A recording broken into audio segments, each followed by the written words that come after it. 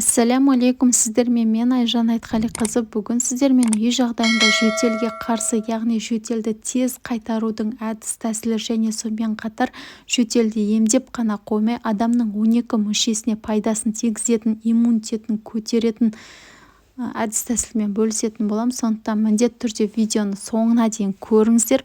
Видеоның соңында маңызды бір ақпаратпен бөлісетін боламын. Бізге керекті заттар қолжетімді, 5-6 чесноктың мынандай бастары, сарымсақтың және пияз, таза бал керек болады. Осы 3 өнімнен біз кереметте адамға пайдалы, жөтелді тез басатын дәрілік жаңағы сусын дайындайтын боламыз. Ең алдымен сарымсақты осылай жақсылап аршып, ұсақтап пияз екеуін турап аласыздар. Өздеріңіз білесіздер, сарымсақ пен пияздың адамға өте көп пайдасы бар екен. Ас қорыту жүйесін ретке келтіреді екен, жүрек қан тамырларының жұмыс жасауын жақсартады екен, және де тері аурулар, соның ішінде құрт, паразиттер деп жатамыз, адамның ішектерінде көбейіп кеткен жағдайда осы сарымсақты чикідей жесек, жақсылап тұрып бактерия мен вирустарды өлтіреді екен.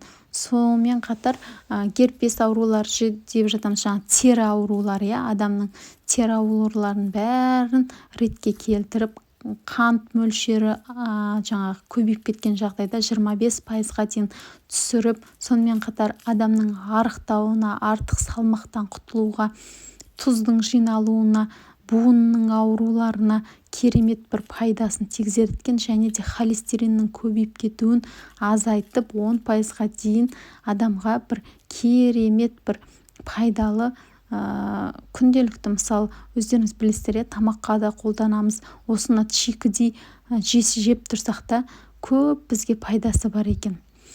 Міне өздеріңіз көріп тұрғандай, чеснок пен пиязды жақсылап жуып тазалап алдық. Енді осыны ұсақтап турайтын боламыз. Мен бұл сусынды 2 күннен артық пайдаланбаймын. Және де міндетті түрде тоңазытқыштың ішінде сақтаңыздар.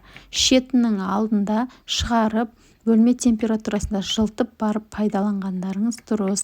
Мұздай күйінде ішпеңіздер, онда сіздердің жаңағы іш құрылыстарыңызға, тамақтарыңызға суық тиіп, жөтел одан арман асқынып кетуі мүмкін.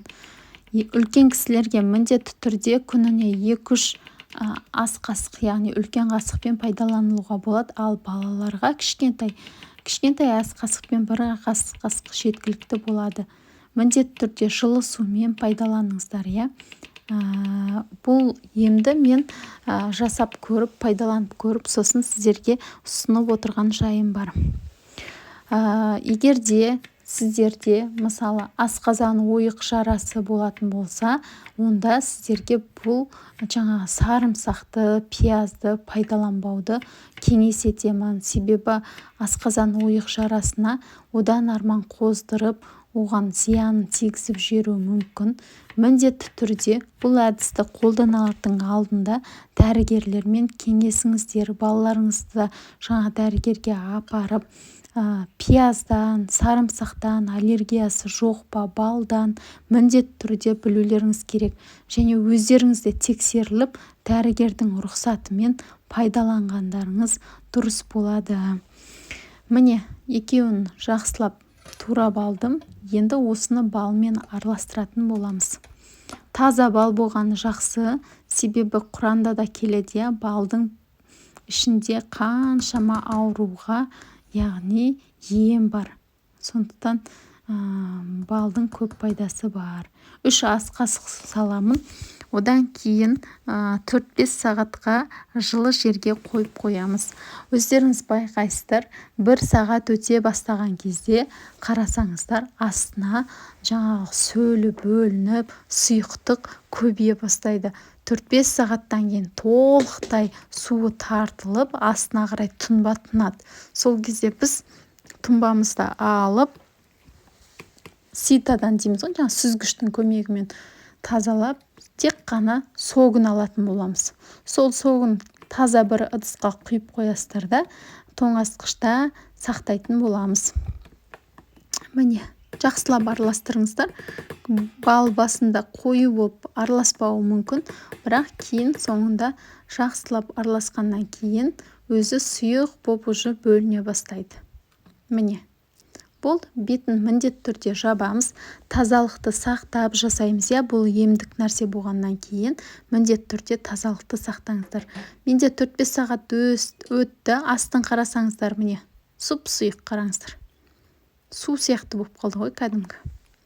Болды, осы таза өнімді таза ыдысқа сүзгішпен сүзіп алатын боламын.